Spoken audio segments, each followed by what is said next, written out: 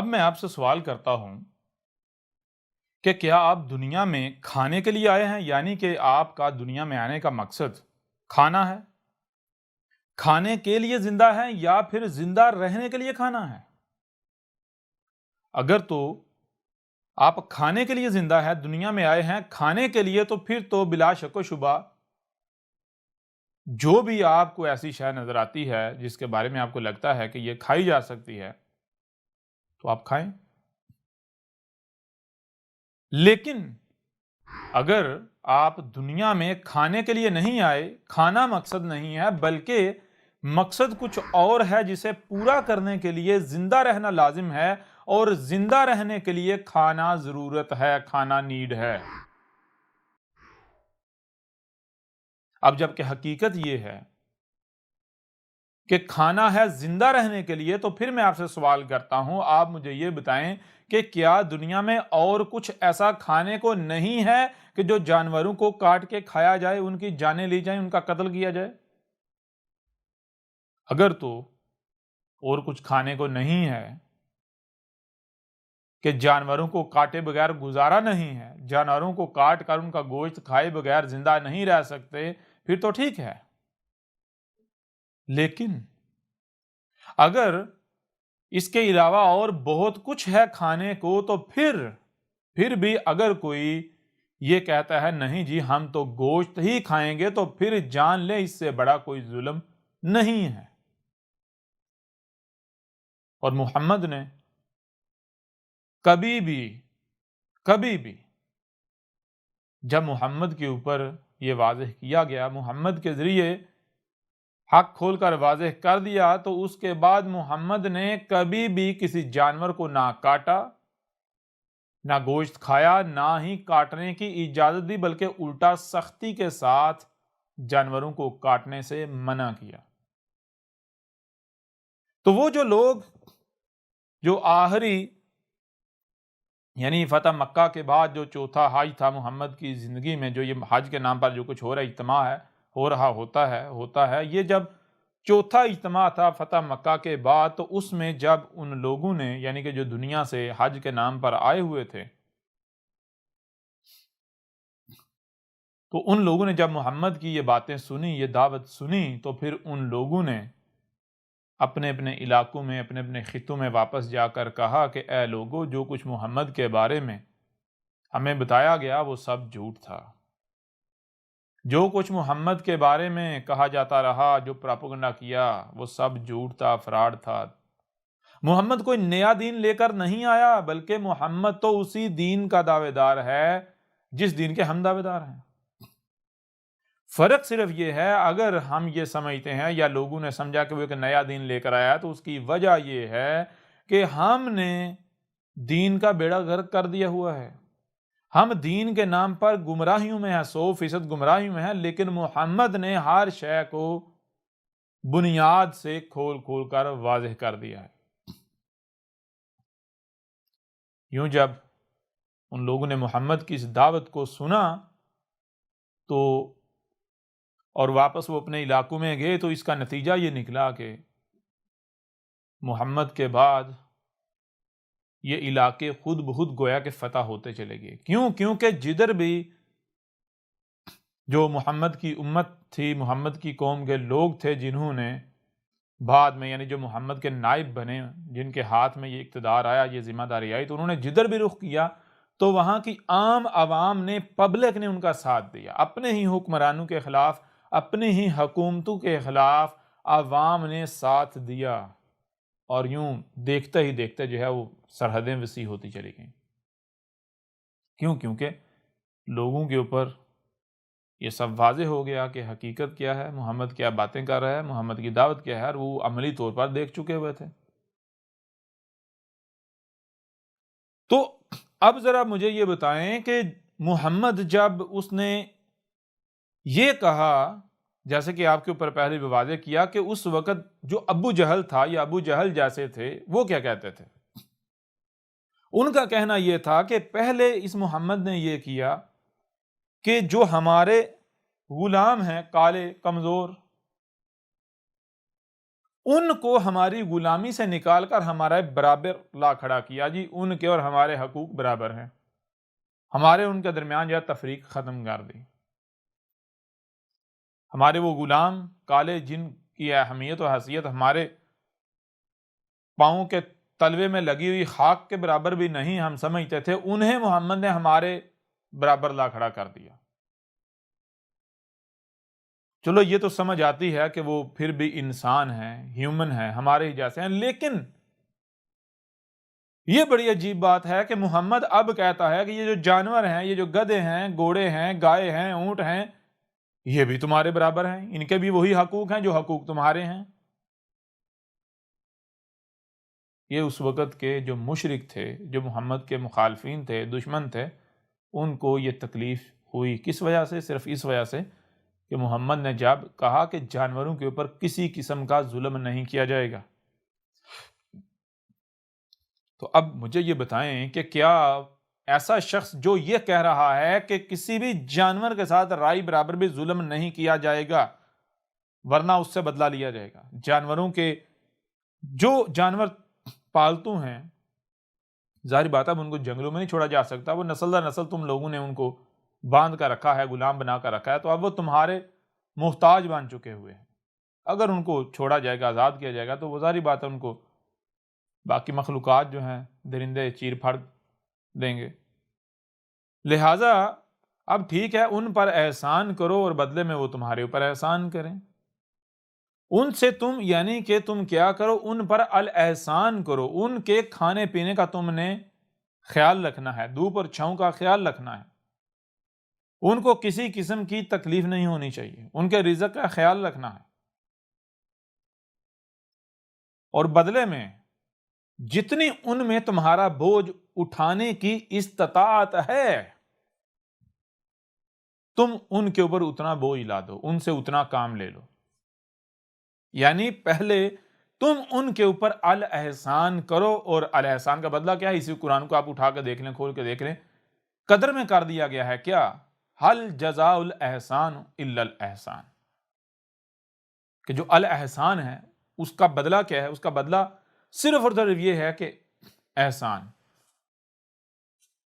تو اگر کسی پر احسان کیا جاتا ہے تو واپس اس کے اوپر لازم ہو جاتا ہے کہ بدلے میں وہ بھی اس کا بدلہ چکائے، احسان کر کے، جب احسان کرنے والے کے اوپر احسان کرنے کا وقت آئے۔ لہذا پہلے تم ان جانوروں کو، ان جو جاندار ہیں، ان کے اوپر الاحسان کرو، یعنی ان کو اپنے بچوں کی طرح پالو، ان کے کھانے پینے کا، ان کے رزق کا خیال رکھو، ان کی دو پر چھاؤں کا خیال رکھو، ہر لحاظ سے ان کا خیال رکھو، ان کو رائے برابر بھی تکلیف نہ دو، اور بدلے میں یہ تمہارے اوپر احسان کریں۔ کیسے؟ جو جتنی ان میں استطاعت ہے اتنا ان کے اوپر بوجھ لا دو، لیکن آپ قتل نہیں کر سکتے، کاٹ نہیں سکتے۔ کیوں؟ کیونکہ اب مجھے یہ بتائیں کہ آخر آپ نے ان کے اوپر ایسا کون سا احسان کر دیا کہ وہ احسان چکانے کے لیے لازم ہے کہ وہ اپنی جان دے کر آپ کا رزق بنے، آپ کی خوراک بنے؟ ایسا کون سا احسان آپ نے کر دیا؟ تو جو شخص جانوروں کے چھوٹے چھوٹے حقوق کی بات کر رہا ہے، جو کہہ رہا ہے جانوروں کے اوپر ظلم نہیں کرو، تو کیا وہ شخص یہ کہے گا کہ جانوروں کا قتل عام کرو، ان کو کاٹو، ان کی جانیں لو؟ یہ کہے گا؟ سوال ہی پیدا نہیں ہوتا، سوال ہی پیدا نہیں ہوتا۔ ہاں، یہاں ایک اور اعتراض اٹھایا جا سکتا ہے، سوال اٹھایا جا سکتا ہے کہ جی کیا محمد نے گوشت نہیں کھایا؟ کیوں؟ کیونکہ ان کو روایات ایسی ملتی ہیں جن سے ملتا ہے جی محمد نے بھی گوشت کھایا۔ کوئی شک نہیں کھایا۔ کوئی ایک بھی رسول ایسا نہیں ہے کہ وہ جس معاشرے میں آیا اگر وہ معاشرہ گوشت کھا رہا ہے تو رسول نے گوشت نہ کھایا ہو۔ لیکن غور کرنے والی بات یہ ہے کہ کیا رسول نے وہ اپنی گوشت کھانے کی عادت کہیں یا جو بھی کہیں، کیا اسے کنٹینیو رکھا یا پھر ترک کر دیا؟ اس کے لیے آپ کو سب سے پہلے یہ سمجھنا پڑے گا کہ رسول ہوتا کیا ہے۔ رسول میں کیا ہے؟ اسوۃ حسنۃ۔ اسوۃ حسنۃ کا مطلب کیا ہے؟ کہ جو جیسے جیسے جب جس طرح اس نے کیا بالکل وہی ویسے تم نے کرنا ہے۔ یعنی جب انسان جو ہے وہ 100% گمراہی میں ہوتے ہیں اور رب سے ہدایت طلب کرتے ہیں تو رب کیا کرتا ہے؟ رب ان کے اوپر حق واضح کرتا ہے۔ کیسے؟ ان میں انہی سے اپنا رسول بیس کرتا ہے اور اس کے ذریعے حق واضح کرتا ہے۔ ایسا کیوں کرتا ہے؟ ایسا رب اس لیے کرتا ہے کہ اگر اللہ جو ہے رب العالمین جو ہے اگر صرف زبان سے حق واضح کرے، مثال کے طور پر کیا فضا سے ایسی فریکوینسیز پروڈیوس کر کے ایسی آوازیں پیدا نہیں کی جا سکتی کہ رب یعنی کہ گویا جو زبان آپ بولتے ہیں ایسی زبان میں فضا سے آواز آئے؟ کیا جی میں تمہارا رب بول رہا ہوں؟ کر سکتا ہے رب؟ ممکن ہے۔ یا انسان کے علاوہ کیا کوئی اور ایسی مخلوق نہیں کہ جس میں بولنے کی صلاحیت نہیں ہے؟ رب اس کے ذریعے رہنمائی کر دیتا، حق کھول کر واضح کر دیتا۔ حالانکہ وہ تو لوگوں کے لیے سمجھنا بھی زیادہ آسان تھا، ماننا بھی زیادہ آسان تھا کہ بھئی ہمارے جیسا نہیں ہے یہ، تو جی معجزہ ماننا پڑے گا۔ یہ واقعی رب جو ہے وہ بول رہا ہے، رب کلام کر رہا ہے۔ مثال کے ایک طوطے کی مثال ہے، ایک طوطا جو ہے اگر اس کے ذریعے رب کلام کرتا تو ہر کوئی مان جاتا۔ لیکن ویسا رب نے کیوں نہیں کیا؟ ویسا رب نے اس لیے نہیں کیا کیونکہ یہ جو دعوت ہے، جو حق ہے، زبان سے اگر بتایا جاتا ہے تو کوئی بھی اس کے اوپر نہیں ڈٹے گا۔ کل کو جب ان سے سوال کیا جائے گا، پوچھا جائے گا تو ہر کوئی یہ کہے گا کہ یہ باتیں زبان سے کرنا بہت آسان تھیں، زبان سے ہم بھی کر سکتے تھے، کوئی بھی کر سکتا ہے۔ اصل مسئلہ ہے، اصل چیز ہے، اصل امتحان ہے ان کے اوپر عمل کرنا۔ تو اے ہمارے رب یا اے اللہ، اے ایشور، اے گاڈ، اگر تو چاہتا تھا کہ ہم اس دعوت کے اوپر، ان باتوں کے اوپر عمل کریں تو پھر تو ایسا کرتا کہ ہم میں سے ہمارے ہی جیسا ایک بشر کھڑا کرتا، تو اس کے ذریعے یعنی وہ بشر نہ صرف ہمارے اوپر حق کھول کو واضح کرتا بلکہ وہ عملی طور پر کر کے بھی دکھاتا۔ پھر اگر ہم نہ کرتے، اس کے جیسے نہ بنتے، تو پھر ہمارے اوپر حجت ہو جاتی، ہمارے پاس کوئی کسی قسم کا عذر یا بہانہ نہ رہتا۔ تو رسول کیا ہوتا ہے؟ رسول رب کی طرف سے انسانوں کے اوپر حجت ہوتا ہے۔ یعنی رسول ایک بشر کیوں ہوتا ہے؟ اس وجہ سے ہوتا ہے تاکہ نہ صرف یہ جو انسان ہیں جس قوم میں رسول بھیجنا ہے، بیس کرنا ہے، ان میں انہی سے رسول بھیج کر ان کی زبان میں، انہی کی زبان میں حق کھول کر واضح کر دیا جائے کہ کوئی یہ نہ کہے کہ ہمیں سمجھ نہ آئی، بلکہ ایک رسول جو بشر ہے اس کے ذریعے عملی طور پر کر کے دکھا دیا جائے تاکہ کل کو کوئی یہ نہ کہہ سکے کہ یہ باتیں جو تھیں ان کے اوپر عمل کرنا ممکن نہیں تھا اس بشری وجود کے ساتھ۔ لہذا رسول کیا ہے؟ اسوۃ حسنہ، یعنی عملی نمونہ، پریکٹیکل ایگزامپل ہوتی ہے رسول۔ تو رسول کیا ہوتا ہے؟ جیسے آپ ہوتے ہیں، آپ پیدا ہوئے اسی طرح پیدا ہوتا ہے، جس معاشرے میں آپ پیدا ہوتے ہیں پلتے بڑھتے ہیں، ایسے ہی رسول پیدا ہوتا ہے پلتا بڑھتا ہے۔ جیسے آپ کے جو بڑے ہیں، والدین ہیں، آپ کو اسی دین کے اوپر لے آتے ہیں، وہی آپ کا دین بنا دیتے ہیں جس پر وہ خود ہوتے ہیں، بالکل یہی رسول کے ساتھ ہوتا ہے۔ اس کو نہیں علم ہوتا میں رسول ہوں۔ اس طرح آگے بڑھتے بڑھتے جب رسول باشعور ہوتا ہے تو باقی ہر کوئی اسی کو حق کہتا ہے، اسی کے اوپر ڈٹ جاتا ہے جس کے اوپر وہ اپنے بڑوں کو پاتا ہے۔ لیکن رسول کا معاملہ نہیں ہوتا۔ وہ کیا کرتا ہے؟ وہ دیکھتا ہے کہ بھائی ہر کوئی یہ دعویٰ کر رہا ہے کہ میں ہی حق پر ہوں، ہم ہی حق پر ہیں، ہمارا فرقہ، ہمارا گروہ، ہماری جماعت، ہماری تنظیم، ہمارا مذہب، ہم حق پر ہیں، باقی سب جو ہے وہ گمراہ ہیں، باطل ہیں۔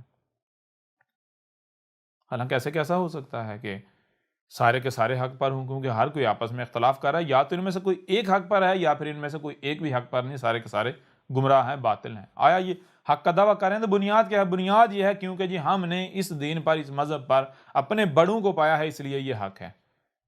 تو رسول کیا دیکھتا ہے؟ رسول کہتا ہے کہ اگر میں بھی اسی کو حق کہوں جس پر اپنے بڑوں کو پایا تو پھر مجھ میں اور ان میں فرق کیا رہے گا؟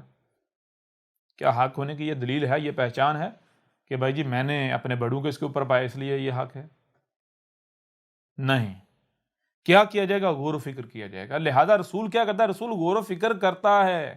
رسول کو نہیں پتا ہوتا کہ میں رب کا بھیجا ہوا ہوں، لیکن اس کا مطلب یہ نہیں ہے کہ رسول جو ہے وہ خواہشات کی اتباع کر رہا ہوتا ہے، نہیں، بلکہ رسول کا ایک ایک لمحہ جو ہے وہ رب کا ڈائریکٹڈ ہوتا ہے، رب کا جو لایا ہوا ہے نا۔ رب اسے عملی نمونہ بنا رہا ہے، رب دکھا رہا ہے کہ دیکھو ایسے تم دنیا میں آتے ہو، ایسے تمہاری پرورش کی جاتی ہے، ایسے دنیا کے حالات و واقعات تمہارے اوپر غالب آ جاتے ہیں، تمہیں اپنے رنگ میں رنگ دیا جاتا ہے، پھر اس کے بعد کیسے ہدایت پانی ہے۔ تو لہٰذا جب تک رسول کے اوپر حق واضح نہیں کیا جاتا، رسول کے اوپر یہ واضح نہیں کیا جاتا تو ہمارا بھیجا ہوا ہے، تب تک رسول بھی، اگر وہ معاشرہ گوشت کھا رہا ہے تو رسول بھی گوشت کھاتا ہے۔ کیوں؟ اگر رسول گوشت نہیں کھائے اور کل کو کہے جی یہ حرام ہے، گوشت کھانا حرام ہے، یہ ظلم ہے، زیادتی ہے، تو ہر کوئی یہی کہے گا کہ تجھے تو ملا ہی نہیں، تو نے تو بچپن سے کھایا ہی نہیں، تجھے تو اس کی عادت ہی نہیں، اگر تو نے کھایا ہوتا تو پھر ہم دیکھتے تو کیسے گوشت چھوڑتا، تو کیسے گوشت کے بغیر رہ سکتا تھا۔ لہٰذا اصل چیز یہ ہے کہ ایک آپ کام کر رہے ہوں اور اس کے بعد اسے چھوڑ دیں، بڑی بات یہ ہے۔ تو رب دکھاتا ہے دیکھو یہ تمہارے بڑوں نے جس کے اوپر تمہیں لگایا ہوا ہوتا ہے وہ حق نہیں، بلکہ تحقیق کرو، اگر وہ حق ثابت نہیں ہوتا، باطل ثابت ہوتا ہے تو اس کو ترک کر دو۔ کیسے؟ ایسے یہ دیکھو میں تمہیں کر کے دکھا رہا ہوں اپنے رسول کے ذریعے۔ یوں رسول میں کیا ہوتا ہے؟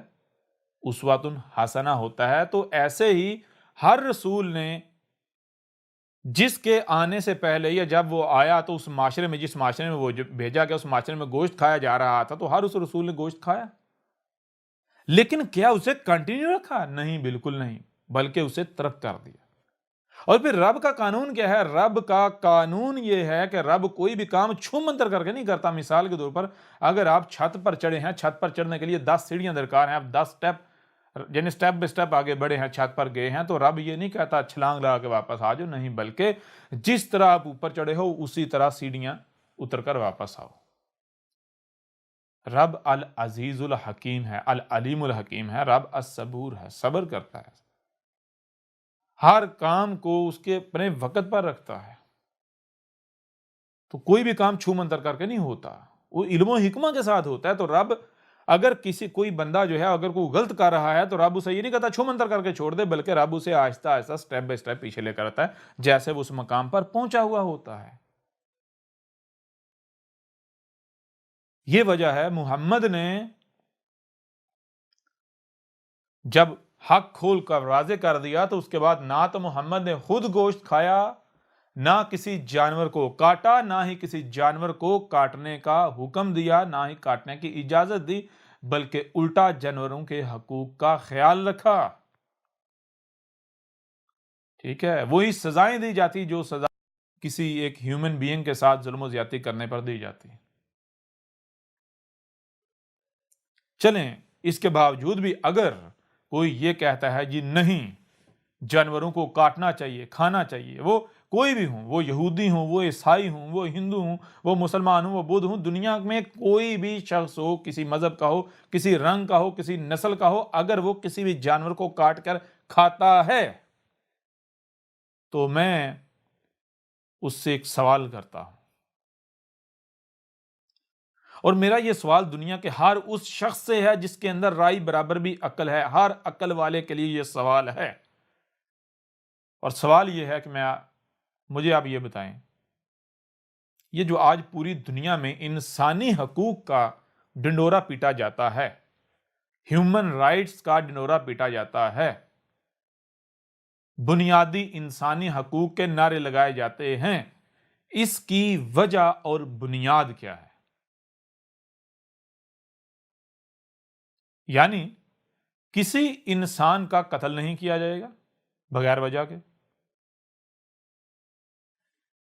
اگر قتل کیا جائے گا تو صرف اس صورت میں کیا جائے گا کہ اگر وہ معاشرے کے لیے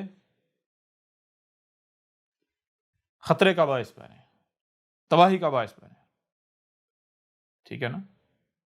یعنی اگر قتل کیا بھی جائے گا تو صرف اس لیے کیا جائے گا کہ ایک بڑے نقصان کا اندیشہ ہو، تو اس بڑے سے بڑے یا تو وہ بڑا نقصان کروا لیں یا پھر اسے قتل کر دیں۔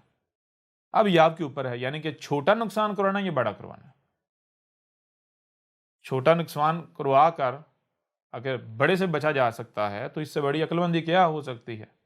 تو اس وجہ سے قتل کیا جائے گا، ورنہ کسی بشر کو، کسی ہیومن بینگ کو قتل نہیں کیا جائے گا۔ بھوکا نہیں رکھا جائے گا، اس سے رہنے کے لیے زمین نہیں چھینی جائے گی، یعنی جو بنیادی انسانی حقوق جنہیں کہا جاتا ہے، جو ہر انسان کے بنیادی حقوق ہیں، یعنی ہر صورت میں اسے ملنے چاہیے، خواہ وہ جیل کے اندر ہی کیوں نہ ہو، اس کو کھانے کے لیے، پینے کے لیے، رہنے کے لیے، اور اس کی جان جو ہے، زندگی جو ہے، اس کا تحفظ، کوئی اسے نقصان نہ پہنچائے، یہ ہے بنیادی حقوق۔ اچھا، اس کی بنیاد کیا ہے؟ ان حقوق کی بنیاد کیا ہے؟ آخر وہ کیا وجہ ہے؟ آیا وہ کیا وجہ ہے جس وجہ سے، جس کی بنیاد پر یہ بنیادی انسانی حقوق کا ڈنڈورا پیٹا جاتا ہے، اور جانور جو ہیں ان کو بالکل نظر انداز کر دیا جاتا ہے، ان کے حقوق کی بات نہیں کی جاتی، ان کو مارو کاٹو جو چاہے کرو، کوئی آواز اٹھانے والا نہیں، کوئی بولنے والا نہیں۔ جب غور کیا جائے تو پتہ چلتا ہے وجہ کیا ہے؟ وجہ یہ ہے کہ جناب فیلنگز، احساسات، جذبات، اگر کسی کو مارا جائے گا اسے تکلیف ہوگی، درد ہوگا، درد کا احساس ہوگا، دکھ ہوگا، تکلیف ہوگی، قتل کیا جائے گا، کسی کا باپ ہے، کسی کا بھائی ہے، کسی کا بیٹا ہے، ان کے اوپر کیا گزرے گی؟ انہیں دکھ ہوگا، تکلیف ہوگی، ان کے احساسات کو، جذبات کو ٹھیس پہنچے گی، رہنے کے لیے زمین نہیں چھینی جائے گی۔ کیوں نہیں چھینی جائے گی؟ ورنہ تکلیف کا سامنا کرنا پڑے گا، اذیت کا سامنا کرنا پڑے گا۔ کیوں نہیں؟ احساسات ہیں جی ہیومن بینگ میں، احساسات ہیں، جذبات ہیں، تو محض احساسات، جذبات یعنی فیلنگز کی بنیاد پر انسانی حقوق کا ڈنڈورا پیٹا جاتا ہے، کیونکہ اگر ہیومن بینگ کے اندر فیلنگز نہ ہوتی، زخم لگانے سے، چوٹ لگانے سے اگر درد نہ ہوتی، نقصان فیل نہ کیا جاتا،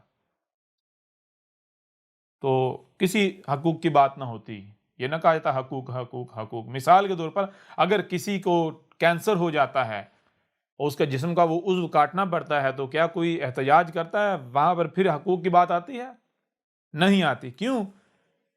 کیونکہ وہ جو حصہ ہے وہ اب اس کے ساتھ آپ کی فیلنگز نہیں جڑی ہوئی، اس کے ساتھ آپ کے احساسات نہیں جڑے ہوئے، جذبات نہیں جڑے ہوئے، بلکہ الٹا وہ اگر آپ کے ساتھ جڑا رہے گا کہ تو آپ کی فیلنگز کا قتل کرے گا، آپ کے جذبات کا قتل کرے گا، آپ کے احساسات کا قتل کرے گا، آپ کو تکلیف دے گا، اس وجہ سے اسے کاٹ دیا جاتا ہے۔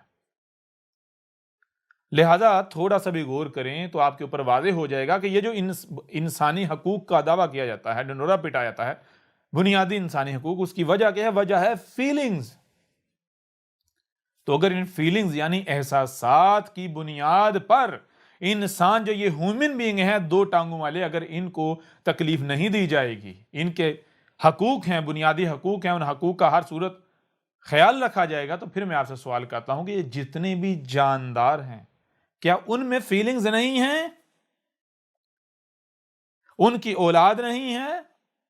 وہ کسی کے بہن، کسی کے بھائی، کسی کے اولاد نہیں ہوتے؟ چلو وہ تو رشتہ داریاں تو چھوڑو، وہ تو ساری چیزیں چھوڑو، کیا ان کے اندر فیلنگز نہیں ہے؟ کیا انہیں تکلیف نہیں ہوتی؟ کیا ان کا زندہ رہنے کا دل نہیں کرتا؟ کیا ان کو خوشی نہیں ہوتی، دکھ نہیں ہوتا؟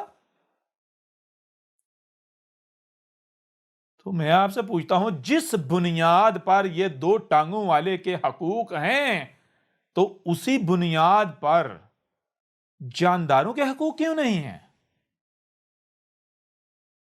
چلو ایک ایسے جاندار کو قتل کرنا سمجھ میں آتا ہے جو سوسائٹی کے لیے نقصان کا باعث بنے، خطرہ ہو، بالفرض سانپ ہو گیا، بچھو ہو گیا، وہ بھی سوسائٹی، معاشرے کے اندر جہاں پر اس سے خطرہ ہے، کہیں جنگل میں جا کے نہیں مارا جائے گا، وہ اپنی دنیا میں رہ رہا ہے، آپ کو کیا تکلیف دے رہا ہے؟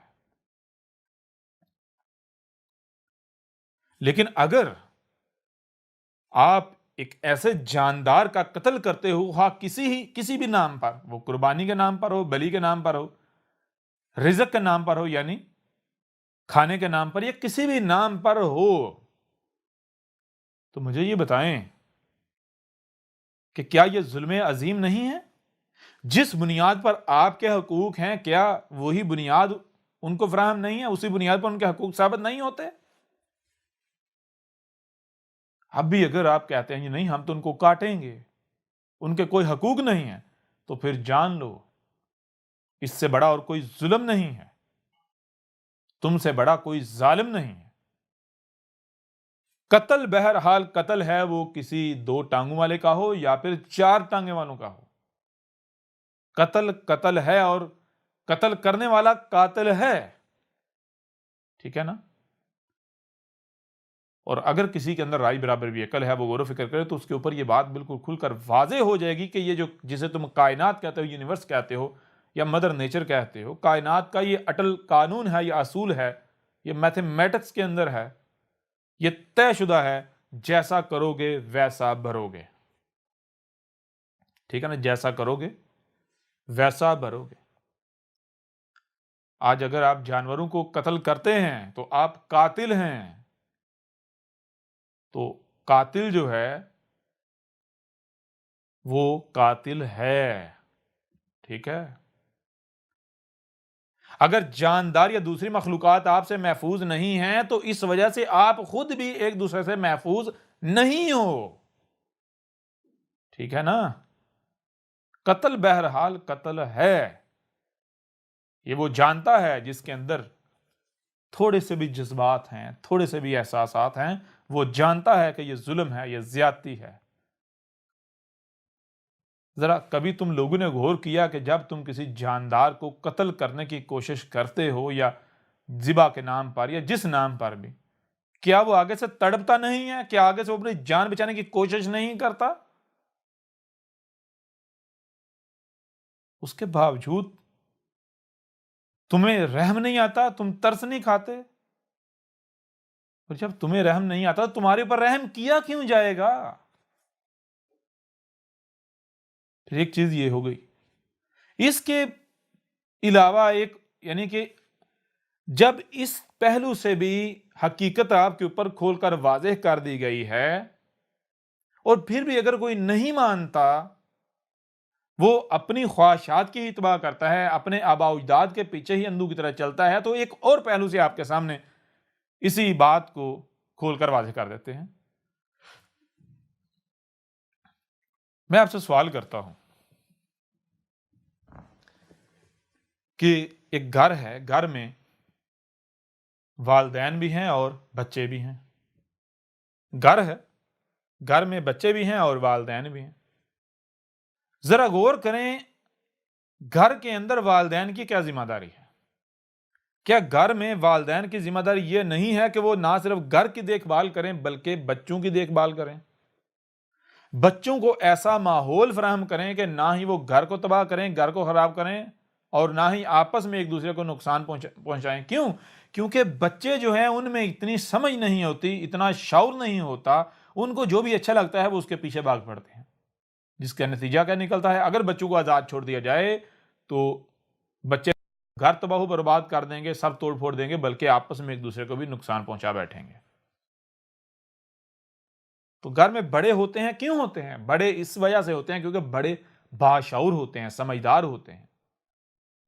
ان کی سمجھداری ہے، ان کی سمجھداری، یہ جو صلاحیت ہے، یہ صلاحیت ہی ان کو بچوں سے الگ کرتی ہے، ممتاز کرتی ہے، اور ان کو یہ ذمہ داری دیتی ہے، ان کی اس ذمہ داری کا باعث بنتی ہے کہ وہ اس عقل کا، اس شعور کا استعمال کرتے ہوئے نہ صرف گھر کی دیکھ بھال کریں کہ گھر کو کوئی نقصان نہ پہنچے، بلکہ بچے جو ہیں ان کا خیال رکھا جائے، ان کو ایسا ماحول فراہم کیا جائے، ان کی ایسی تربیت کی جائے کہ بچے نہ خود اپنے آپ کو نقصان پہنچائیں، نہ دوسروں کو پہنچائیں، نہ ہی گھر کو نقصان پہنچائیں، ٹھیک ہے؟ اب اگر گھر میں جو بڑے ہیں وہی اپنی ذمہ داری سے لاپرواہی برتنا شروع کر دیں، یا وہی الٹا بچوں کے جیسی حرکتیں کرنا شروع کر دیں، وہی گھر کو تباہ کرنا شروع کر دیں، وہی جو ہے بچوں کو مارنا شروع کر دیں، قتل کرنا شروع کر دیں،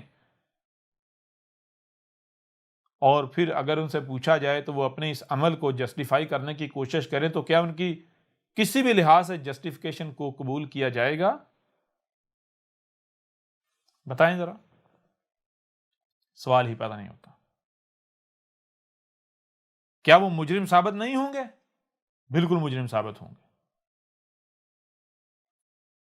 جو والدین ہیں یا جو گھر میں بڑے ہیں، ان کا مقصد کیا ہے، ان کی ذمہ داری کہ ان کی ذمہ داری یہ نہیں کہ وہ گھر میں توڑ پھوڑ کریں، قتل و غارت کریں، تباہی مچائیں، بلکہ ان کی ذمہ داری یہ ہے کہ وہ گھر کی دیکھ بھال کریں، وہ بچوں کا خیال رکھیں، ان کو ایسا ماحول فراہم کریں، ایسی ان کی تربیت کریں کہ وہ ایک دوسرے کو نقصان نہ پہنچائیں، ایک دوسرے کے حقوق جو ہے وہ پامال نہ کریں، ایک دوسرے کے لیے تکلیف کا، نقصان کا باعث نہ بنیں، گھر کو نقصان نہ پہنچائیں۔ بالکل ایسے ہی ذرا غور کریں کہ ایک ملک ہو، ایک خطہ ہو، ایک علاقہ ہو، وہاں پر جو بشر ہیومن بینگز یہ آباد ہیں، وہاں ان ہیومن بینگ میں سے جو ہیومن بینگز میں انسان ہیں، جو بشر ہیں، ان میں سے چند لوگوں کو اقتدار دیا جاتا ہے، اختیار دیا جاتا ہے۔ کیوں دیا جاتا ہے؟ کیا ان کو اقتدار و اختیار اس لیے دیا جاتا ہے کہ وہ جن پر ان کو اقتدار دیا گیا، جن پر ان کو اختیار دیا گیا، جو ان کی رعایا ہے، جن پر ان کو اختیار دیا گیا ہے، ان کے ساتھ وہ ظلم و زیادتیاں کرنا شروع کر دیں، ان کو اپنی مرضیوں کے مطابق استعمال کرنا شروع کر دیں؟ کیا ان کو اس لیے اس وجہ سے، اس مقصد کے لیے اختیار دیا گیا دوسروں کے اوپر؟ نہیں، بالکل نہیں۔ بلکہ اگر انہیں اختیار دیا گیا ہے تو اختیار دینے کا مقصد یہ ہے کہ وہ ایسا ماحول قائم کریں، ایسی لوگوں کی تربیت کریں کہ لوگ ایک دوسرے کو نقصان نہ پہنچائیں، ایک دوسرے کے حقوق پامال نہ کریں، ایک دوسرے کو تکلیف نہ پہنچائیں، خرابیاں نہ کریں، بلکہ سب کچھ ٹھیک ٹھاک رہے، ہر ایک کو تحفظ حاصل رہے۔ اگر کوئی نقصان کا یا ہلاکت کا یا تباہی کا باعث بنتا ہے یا کسی سے ایسا اندیشہ ہے تو اس کو اس کے کیے کی سزا دی جائے یا پھر اسے لگام ڈالی جائے۔ لیکن اگر وہی لوگ جو حکمران ہوں، جن کو اختیار دیا گیا ہو، وہ اپنے اس اختیار کا ناجائز فائدہ اٹھائیں، وہ یہ کہیں جی کہ جو کچھ بھی، جس پر بھی ہمیں اختیار دیا گیا ہے، جہاں تک ہماری رسائی ہے، جو بھی ہماری رسائی میں دیا گیا ہے، یہ اس لیے دیا گیا ہے کہ ہم ان کو جیسے جی چاہے استعمال کریں، ان کے ساتھ جو جی چاہے کریں، اور اس بنیاد پر جس کو جی چاہے قتل کریں، جس کو جی چاہے جیسے جی چاہے استعمال کریں، ہر ایک کو جوتے کی نوک پر رکھیں، وہ کہیں صرف ہمارے شاہی خاندان جو حکمران خاندان ہے اسی کے حقوق ہیں، باقی کسی کوئی حقوق نہیں۔ تو مجھے یہ بتائیں، کیا وہ اپنے دعوے میں سچے ہوں گے؟ اپنے اس کردار میں ٹھیک ہوں گے؟ کیا یہ جرم نہیں ہوگا؟ ذرا غور کریں، یہ جرم ہوگا، اس کو آپ جرم مانیں گے، لیکن ذرا غور کریں کہ ایسے ہی زمین پر جب آپ کو، یہ جو بشر ہیں، آپ ہیومن بینگ، آپ کو اختیار دیا گیا ہے، دوسرے جو جاندار ہیں وہ آپ سے کمزور ہیں، ان پر آپ کو اختیار دیا گیا ہے، ان پر آپ کو رسائی دی گئی ہے، وہ آپ کی رسائی میں ہے، تو کیوں؟ کیا اس لیے کہ آپ ان کو کاٹیں، ان کے ساتھ ظلم کریں، زیادتیاں کریں، یا پھر معاملہ یہ ہے کہ جیسے، یعنی کہ جو جتنے بھی جاندار ہیں باقی، ان کی مثال ایسے ہے جیسے گھر میں بچوں کی ہے، اور یہ جو ہیومن بینگ ہے اس کی مثال ایسا جیسے گھر میں بڑے ہوتے ہیں، باشعور ہوتے ہیں۔ باقی جتنی مخلوقات ہیں وہ شعوری طور پر، عقلی لحاظ سے وہ اس سٹیج پر نہیں ہیں کہ وہ، یعنی کہ زمین میں، آسمان و زمین میں ایسے رہیں کہ کسی کا کوئی نقصان نہ ہو، کسی کو کوئی تکلیف نہ پہنچے۔ اور یہ ایسا کیوں ہے، یہ بھی بات کی بات ہے، اس کے اوپر بھی ڈیٹیل کے ساتھ بات کریں گے، اور ابھی تھوڑا آگے بڑھ کے اس کے اوپر اس کو واضح کر دیں گے۔ یہ جو بشر ہے، ہیومن ہے، اس کو اگر اختیار دیا گیا ہے تو اس لیے دیا گیا ہے تاکہ یہ ایسا ماحول ترتیب دے، ایسا معاشرہ ترتیب دے کہ تمام کی تمام مخلوقات جو ہیں ان کو تحفظ حاصل ہو جائے۔ کوئی بھی اپنے آپ کو یہ نہ سمجھیں کہ میں سپیریئر ہوں، کوئی بھی اپنے آپ کو دوسروں سے یا دوسری مخلوقات سے برتر سمجھتے ہوئے، بہتر سمجھتے ہوئے، خیر سمجھتے ہوئے کہیں ایسا نہ کرے کہ جو حقوق ہیں میرے ہی ہیں، باقی کسی کو کوئی حقوق نہیں، اور تباہی مچا دے، دوسروں کے حقوق پامال کرے۔ نہیں، کہیں ایسا نہ ہو کہ کسی کے ہاتھ میں کچھ ایسا لگ جائے جس کی بنیاد پر وہ یہ محسوس کرنا شروع کر دے کہ میں دوسروں سے برتر ہوں، لہٰذا وہ اس اختیار کا یا اس شے کا ناجائز فائدہ اٹھانا شروع کر دے، دوسروں کے اوپر ظلم کرنا شروع کر دے۔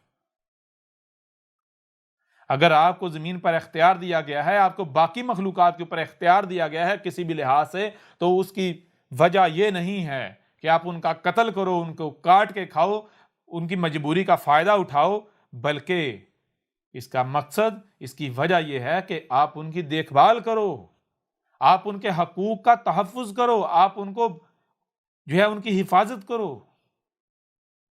ٹھیک ہے، آپ کی ذمہ داری یہ تھی کہ آپ کی اس ہیومن بینگ کی موجودگی میں تمام مخلوقات تحفظ فیل کرتے ہیں.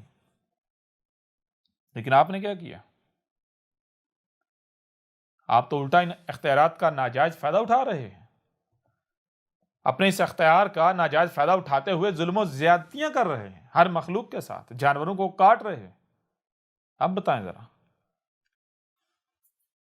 اور اگر آپ کو باقی مخلوقات کے اوپر اختیار حاصل ہے تو اس کی وجہ کیا ہے؟ اس کی وجہ یہ ہے کہ ایک وقت تھا جب آسمان و زمین میں کوئی ایک بھی مخلوق ایسی نہیں تھی جو ایک دوسرے کو نقصان پہنچاتی تھی. کوئی مخلوق ایک رائی برابر بھی کسی کو نقصان نہیں پہنچاتی، کوئی مخلوق کسی دوسری کو کھاتی نہیں تھی. آج اگر مخلوقات کے اندر بھی بگاڑ ہے تو یہ آپ حضرت انسان کی وجہ سے ہے. آپ کے آباء و اجداد نے پیچھے ہزاروں لاکھوں سال پہلے آپ کے آباء و اجداد نے رزق کے اندر جب تبدیلیاں کی، رزق کے اندر توازن بگاڑا، تو بگڑے ہوئے رزق سے مخلوقات کے اندر بھی بگاڑ پیدا ہوتے ہوتے ہوتے مخلوقات بگڑ گئیں. جب آسمان و زمین میں تمہارے اپنے ہی ہاتھوں سے کیے ہوئے مفسد اعمال کی وجہ سے فساد ہو گیا، خرابیاں ہو گئی، تو تمہیں کہا اس سے پہلے کہ یہ زمین جہنم بن جائے اس کی اصلاح کر لو. یہ جو تم نے کرتوت کیے ہیں اس کی اصلاح کر لو، یہ جو فساد کیا اس کی اصلاح کر لو. اس وجہ سے تمہیں اختیار دیا گیا. یہ سب واپس ریورس لے کر چلو، اور تم نے بجائے یہ کہ اصلاح کرو الٹا مزید ظلم کرنا شروع کر دیا، الٹا مزید تباہیاں کرنا شروع. تم نے اس اختیار کا ناجائز فائدہ اٹھانا شروع کر دیا، جانوروں کا قتل عام کرنا شروع کر دیا. بڑی عجیب بات ہے. تم لوگ اپنے آپ کو عقل مند کہتے ہو. اے حج اور قربانی کے نام پر قتل عام کرنے والوں، ظالموں، تم سے تو وہ مشرکین عرب بہتر تھے، مشرکین مکہ بہتر تھے. کیونکہ ذرا غور کرو، ایک اور پہلو سے تمہارے سامنے میں اس حقیقت کو رکھتا ہوں. ہم تمہارے سامنے ایک اور پہلو سے اس حقیقت کو کھول کر واضح کرتے ہیں. اے خود کو مسلمان کہلوانے والے، تم تو دعوے کرتے ہو ہم تو قرآن و سنت قرآن و سنت قرآن و سنت کے ماننے والے ہیں، اللہ کی ماننے والے ہیں، محمد کی ماننے والے ہیں، یہ دعوے کرتے ہو نا. چلو اب ذرا آؤ میدان میں تم لوگوں سے سوال کرتا ہوں کہ یہ جو تم آج گلی گلی محلے محلے قربانی کے نام پر جانوروں کا قتل عام کر رہے ہو، اس کا حکم تمہیں رب نے کب دیا؟ اللہ نے کب دیا؟ ایشور نے، گاڈ نے کب دیا؟ کہاں قرآن میں لکھا ہے؟ کہاں محمد نے تمہیں کہا ہے یہ حرکت کرو؟ پہلی بات کہ جسے تم حج کہتے ہو، جسے تم قربانی کہتے ہو، نہ یہ حج ہے نہ یہ قربانی ہے.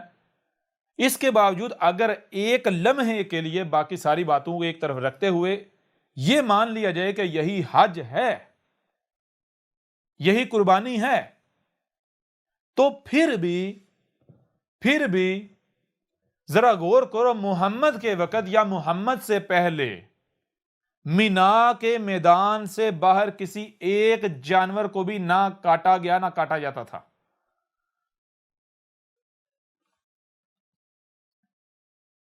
مینا کے میدان کے باہر کسی ایک بھی جانور کو نہیں کاٹا گیا قربانی کے نام پر.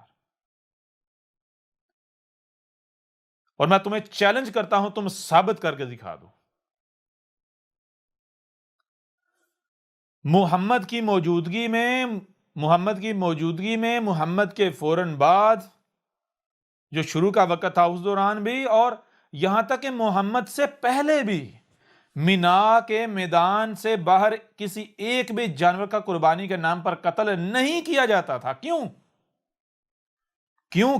اپنا قرآن اٹھا کر دیکھو، اسی قرآن کے اندر یہ بات بالکل دو ٹوک واضح الفاظ میں لکھی ہوئی ہے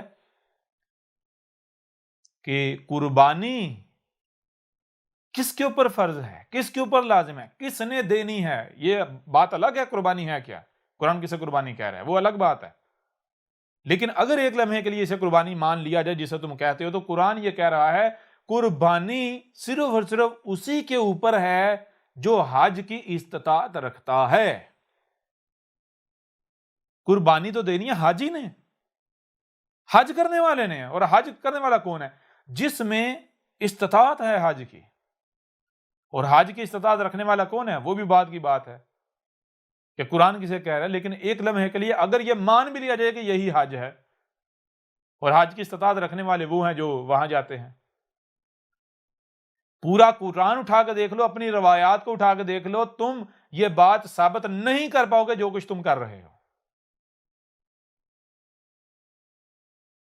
قربانی صرف اور صرف جو حج کرنے والا ہے اس نے دینی ہے، نہ کہ اس نے جو حج نہیں کر رہا، ٹھیک ہے؟ تو یہ جو تم قربانی کے نام پر گلی گلی محلے محلے جانوروں کا قتل عام کر رہے ہو، ظلم عظیم کر رہے ہو، بتاؤ ذرا یہ کس قرآن میں کہاں لکھا ہوا ہے؟ کہاں لکھا ہوا ہے؟ کہاں محمد نے کہا؟ آؤ ذرا میدان میں ثابت کرو۔ اس سے بڑا کوئی اور ظلم ہو سکتا ہے؟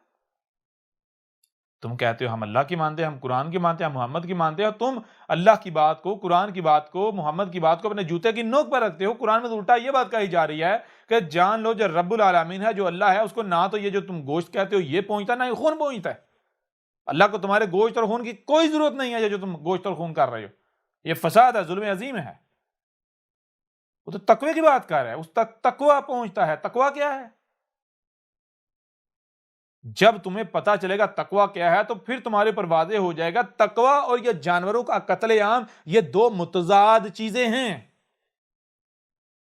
تقوی اور جانوروں کا قتل عام یہ دو متضاد چیزیں ہیں۔ جانوروں کا قتل کرنے والا یا کسی کا بھی قتل کرنے والا متقی نہیں ہو سکتا۔ کسی کے اندر تقوی ہو اور وہ جانوروں کا قتل کرے، سوال ہی پیدا نہیں ہوتا۔ ہاں وہ قتل کرے گا، کس کا کرے گا؟ اسی کا کرے گا جو قتل ہونا ڈیزرو کرے گا، قتل ہونے کا حق رکھے گا، ٹھیک ہے نا؟ ورنہ کسی بھی صورت کسی کا قتل نہیں کیا جائے گا۔ جتنے بھی جاندار ہیں ان میں احساسات ہیں، ان میں جذبات ہیں، ان میں فیلنگز ہیں، ان کو دکھ ہوتا ہے، ان کو درد ہوتا ہے، ان کو تکلیف ہوتی ہے۔ ان کو قتل تو بہت بڑی بات ہے، رائی برابر بھی تکلیف نہیں دی جائے گی، ٹھیک ہے نا؟ اپنی خواہشات کی اتباع کو اللہ کے حکم کا نام دینا، ایشور گاڈ دیوس رب العالمین کے حکم کا نام دینا، رسولوں سے منسوب کرنا، جان لو اس کی تمہارے پاس کوئی دلیل نہیں ہے، یہ تم محض ہمارے اوپر منسوب کر رہے ہو، جھوٹ افطرا کر رہے ہو، کذب افطرا کر رہے ہو۔ تم سے تو وہ مشرکین مکہ اچھے تھے، مشرکین عرب اچھے تھے، جو کم از کم قربانی کے نام پر اگر قتل عام کرتے تھے تو وہ مینا کے میدان تک محدود تھے، نہ کہ وہ گلی گلی محلے محلے قتل عام کرتے تھے۔ اور تم تو اتنے بڑے ظالم ہو، اتنے بڑے مشرک ہو، اتنے بڑے قاتل ہو کہ پوری دنیا میں گلی گلی محلے محلے قتل عام کرتے ہو،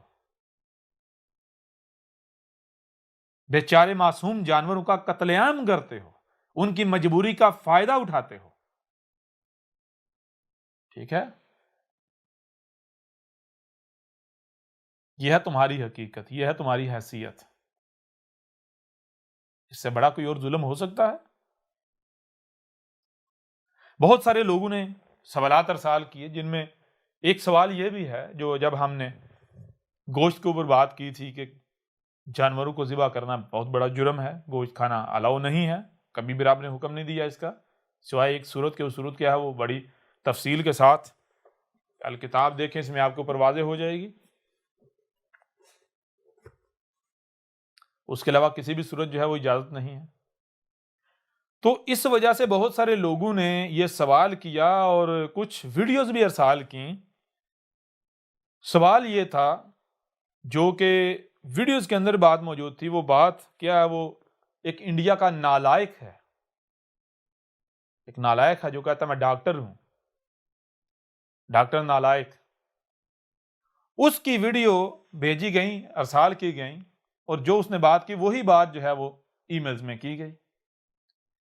وہ بات یہ کی گئی کہ اگر آپ کہتے ہیں نہیں جانور کو کاٹ کر یعنی کھانا، گوشت کھانا اس وجہ سے حرام ہے کہ وہ جاندار ہیں، ان میں فیلنگز ہیں، تو پھر تو آپ زندہ بھی نہیں رہ سکتے، آپ کو زندہ رہنے کا کوئی حق نہیں۔ وجہ کیا؟ وجہ یہ ہے کہ آپ جب سانس لیتے ہیں تو لاکھوں کروڑوں جو جرمز ہیں جاندار، ان کی ڈیتھ ہو جاتی۔ اسی طرح آپ جب کچھ کھاتے ہیں اس کے اندر لاکھوں کروڑوں ایسے جرمز ہوتے ہیں جن کی آپ جب رزق کھاتے ہیں تو اس سے ڈیتھ ہو جاتی ہے۔ تو اس طرح پھر آپ سانس بھی نہ لیں، آپ کچھ کھائیں بھی نہ، تو اس بنیاد پر کیا کہتے ہیں؟ اس بنیاد پر کہتے ہیں جی اس لیے ان کا اگر ان کو کاٹ کر کھایا جاتا ہے تو یہ غلط نہیں ہے، یہ نارمل ہے جی، وہ اللہ نے ہم اسی وجہ سے، اسی مقصد کے لیے خلق کیا ان کو۔ ٹھیک ہے جی، ایک لمحے کے لیے مان لیتے ہیں، لیکن یہ کیا ہے؟ کیا اسے دلیل کہا جائے گا یا پھر یہ ایموشنل بلیک میل کرنے والی بات ہے، سامنے والے کے جذبات سے کھیلنے والی بات ہے؟ یہ سب سے پہلی بات تو یہ ہے کہ جو بات آپ نے کہی کہ سانس لینے سے لاکھوں کروڑوں جرمز جو ہیں وہ آپ کے جسم کے اندر جا کر ان کی ڈیتھ ہو جاتی ہے، اس لیے پھر سانس بھی نہیں لینا چاہیے۔ کھانا جب کھاتے ہیں اس کے اندر لاکھوں کروڑوں ایسے جرمز ہوتے ہیں، جاندار ہوتے ہیں، ان کی بھی ڈیتھ ہو جاتی ہے، تو اس طرح پھر کھانا بھی نہیں کھانا چاہیے اس وجہ سے۔ میں آپ سے سوال کرتا ہوں، اپنے آپ کو ڈاکٹر کہنے والے، تو پہلے یہ ثابت کر کہ جب کوئی بھی بشر، کوئی بھی ہیومن بینگ یا کوئی بھی جاندار مخلوق جب سانس لیتی ہے تو سانس لینے کے لیے کیا اسے وہ جو جرمز ہیں ان کی ضرورت ہے اس کی باڈی کو؟ کیا سانس اس لیے لیا جاتا ہے کہ باڈی کو ان جرمز کی، ان بیکٹیریا کی، لیونگ تھنگ کی ضرورت ہوتی ہے تو وہ اندر جاتے ہیں؟ یا پھر باڈی کو ان لیونگ تھنگ کی ضرورت نہیں ہے؟ باڈی کو جس چیز کی ضرورت ہے، باڈی کس چیز کی ضرورت ہے؟ آکسیجن کی، تو باڈی کو آکسیجن کی ضرورت ہے، آکسیجن کے ساتھ وہ جرمز اندر چلے جاتے ہیں، ٹھیک ہے، ڈیتھ ہو جاتی ہے۔ اس کا ذمہ دار کون ہے؟ یہ جو جرمز اندر جاتے ہیں اس کا ذمہ دار کون ہے؟ کیا ان جرمز کو رب نے خلق کیا ہے، رب نے پھیلایا ہے؟ اگر تو رب نے خلق کیا ہے، رب نے پھیلایا ہے، اور پھر سانس لینے کا جو میکینزم ہے یہ بھی رب نے بنایا ہے، تو پھر تو ٹھیک ہے، اگر جرمز جا رہے ہیں، مر رہے ہیں، باڈی کی نیڈ ہیں، تو پھر جناب باقی جانوروں کو بھی قتل کیا جا سکتا ہے۔ لیکن اگر رب نے، جب آپ سانس لیتے ہو یا کچھ بھی کھاتے ہو تو اس کے اندر یعنی سانس کے ذریعے یا کھانے کے ذریعے کوئی بھی لیونگ تھنگ اندر نہیں جانی چاہیے، رب نے یہ نظام بنایا ہے۔ کسی لیونگ تھنگ جو ہے اس کے جو ہے جسم کے اندر جانے کی ضرورت ہے ہی نہیں۔ اور یہ جو فضا کے اندر لیونگ تھنگز ہیں یا جو رزق کھایا جاتا ہے اس کے اندر جو لیونگ تھنگ، جو بیکٹیریا پروڈیوس ہو جاتے ہیں، یہ رب کا نہیں بلکہ اگر حضرت انسان کے اپنے مفسد اعمال کا نتیجہ ہے، تو پھر اے عقل کے اندھے تو کیا کر رہا ہے؟ فساد پر فساد کر رہا ہے، پہلے تباہی مچائی، اسی تباہی کو مزید نئی تباہی کرنے کے لیے دلیل بنا رہا ہے۔ بلا شک و شبہ جب سانس لیا جاتا ہے تو بہت سارے جرمز، بیکٹیریاز سانس کے ذریعے اندر جاتے ہیں، تو اندر جا کر کیا گل کھلاتے ہیں؟ تباہی مچاتے ہیں، جسے کہتے ہیں بیمار ہو جانا۔ یہ جرمز آئے کہاں سے؟ حضرت انسان ڈاکٹر نالائق، یہ جرمز تیرے جیسے مفسد جو انسان ہیں، مفسد ہیں، ان کے فساد کے نتیجے سے فضا میں پروڈیوس ہو رہے ہیں۔ پہلے یہ جان لے کہ یہ جان جو ہے یہ وجود میں کیسے آتی ہے، جان، زندگی وجود میں کیسے آتی ہے، ٹھیک ہے؟ جب یہ جان لو گے پھر تمہارے اوپر واضح ہوگا کہ یہ جو تم لوگوں نے فضا کے اندر گیسیں خارج کی ہیں طرح طرح کی، زمین کے جو عناصر ہیں ان کو فضا میں بکھیر دیا ہے، تو فضا کے اندر ظاہری بات ہے پانی بھی ہے، زمین کے عناصر جب فضا کے اندر تحلیل کر دو گے گیسوں کی صورت میں تو سورج کی انرجی آ رہی ہے، جب سورج کی انرجی، فضا یعنی آکسیجن وغیرہ اور زمین کے عناصر جب یہ تینوں چیزیں آپس میں ایک جگہ پر اختلاط کریں گی تو جان وجود میں آ جائے گی۔ رب نے تو زمین کے عناصر فضا میں نہیں تحلیل کیے تھے، یہ جو آج تم ترقی کے نام پر یہ جو گیسیں خارج کر رہے ہو، زمین کے اندر سے کروڈ آئل نکال کے اس کو کریک کر کے اسے یعنی کہ طرح طرح کے فیولز میں کنورٹ کر کے، طرح طرح کے کیمیکلز میں کنورٹ کر رہے ہیں، ان کیمیکلز طرح طرح کے پروڈکٹس بنا کے، تو جو دھوئیں ہیں جو فضا میں خارج کر رہے ہو کیا کر رہے ہو؟ زمین کے عناصر کو تم فضا میں تحلیل کر رہے ہو. تو جب جن عناصر کا مقام تھا زمین سے باہر نہیں آئے اپنی خام حالت میں، کیونکہ اگر وہ عناصر خام حالت میں کہیں پہنچ گئے تو وہاں ان عناصر کے علاوہ پانی اور سورج کی انرجی کی ریز کی ضرورت ہے. اگر زمین کے عناصر، پانی اور سورج کی ریز جو ہے، انرجی، یہ تینوں چیزیں ایک مقام پر اکٹھی ہو جائیں تو جان وجود میں آ جاتی ہے. تو فضا کے اندر یہ لیونگ تھنگ، یہ بیکٹیریا، یہ جرثومیں رب نے پروڈیوس نہیں کیے، یہ تمہارے فساد کا نتیجہ ہے. ان کو پروڈیوس بھی تم کر رہے ہو، قتل بھی تم کر رہے ہو. ٹھیک ہے، اسی وجہ سے بیمار ہوتے ہو. اس طرح جناب سبزیاں نہیں کھانا. اچھا، ایک اور بڑی عجیب و غریب دلیل اور لاجک پیش کی جاتی ہے. تو اس طرح پھر آپ درختوں کو نہیں کاٹ سکتے، آپ سبزیاں نہیں کھا سکتے، ان کو بھی تکلیف ہوتی ہے، آپ سن نہیں سکتے. ارے خود کو ڈاکٹر کہتا ہے، گدھے کے بچے، تو کہتا ہے میں ڈاکٹر ہوں. ڈاکٹر نالائق. ٹھیک ہے، ہم مان لیتے ہیں سبزیوں میں احساسات ہوتے ہیں، جذبات ہوتے ہیں، لیکن کیا ہم اس وجہ سے مان لیں کہ تو نے کہہ دیا ہے؟ جو بات کی ہے اسے سچا ثابت کر. سبزیوں میں احساسات، جذبات ہوتے ہیں یا نباتات میں احساسات و جذبات ہوتے ہیں، یہ تو بعد کی بات ہے. ہوتے ہیں یا نہیں ہوتے اس کو طے کرنا، پہلے تو اس چیز کا علم ہونا چاہیے کہ احساس اور جذبات ہوتے کیا ہیں. ٹھیک ہے، احساس و جذبات جو ہیں، احساسات و جذبات ہوتے کیا ہیں؟ احساسات و جذبات جو لیونگ تھنگز ہوتی ہیں ان کے اندر پروڈیوس ہوتے ہیں. کس سے پروڈیوس ہوتے ہیں؟ ان کیمیکل سے پروڈیوس ہوتے ہیں جو کیمیکلز نباتات بناتی ہیں. یعنی احساسات و جذبات جس میٹیریل سے بنتے ہیں، وجود میں آتے ہیں، نباتات اس میٹیریل کو بناتے ہیں. تو جس میٹیریل سے احساسات و جذبات بنتے ہیں وہ میٹیریل بنا رہی ہیں نباتات. تو نباتات میں احساس و جذبات آ کہاں سے گئے؟ گدھے کے بچے. تو کہتا میں عقل مند ہوں. دنیا کے تمام سائنٹسٹ جتنے بھی کیمسٹ ہیں ان کو چیلنج ہے، جو بیالوجسٹ ہیں ان کو یہ چیلنج ہے، آئیں اگر دنیا کی کوئی طاقت یہ ثابت کر دے کہ نباتات کے اندر فیلنگز ہوتی ہیں تو جو سزا کہیں گے وہ احمد عیسیٰ بھگتنے کو تیار ہے. ٹھیک ہے، فیلنگز جس سے پروڈیوس ہوتی ہیں، جس سے وجود میں ہوتی ہیں، پہلی بات تو یہ ہے کہ فیلنگز جاندار جو شے ہوتی ہے، جو جاندار مخلوق ہوتی ہے، جو جان ہوتی ہے، اس کے اندر پروڈیوس ہوتی ہیں. اس کے اندر پہلی چیز. ٹھیک ہے، دوسری چیز فیلنگز جس میٹیریل سے، جس مواد سے، یعنی جن کیمیکلز سے پروڈیوس ہوتی ہیں، وجود میں آتی ہیں، وہ کیمیکلز بناتے ہیں نباتات. نباتات فیلنگز کا میٹیریل بناتی ہیں. تو جب نباتات فیلنگز کا میٹیریل بنا رہی ہیں، فیلنگز اس میٹیریل نے آگے جا کے فیلنگز میں کنورٹ ہونا ہے، تو نباتات کے اندر فیلنگز کہاں سے آ گئیں؟ یہ کہنا جی سائنس نے بھی یہ ثابت کر دیا یا سائنس نے بھی یہ کہہ دیا کہ جناب نباتات کے اندر بھی فیلنگز ہیں، تو ذرا سائنس کو کہو ثابت کرے، ہوا میں باتیں نہیں کرے. ٹھیک ہے، کیوں؟ کیسے ثابت کرنا پڑے گا؟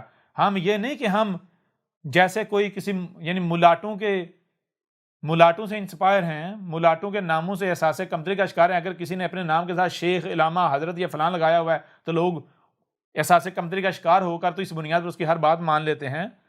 تو ایسا ہی ایک بڑی تعداد ان لوگ ہیں جو سائنس سے اتنے متاثر ہیں کہ سائنس کو بت بنایا ہوا ہے، اپنا الہ بنایا ہوا ہے، جو بھی سائنس کے نام پر ان کو کہا جائے گا فوری مان جائیں گے.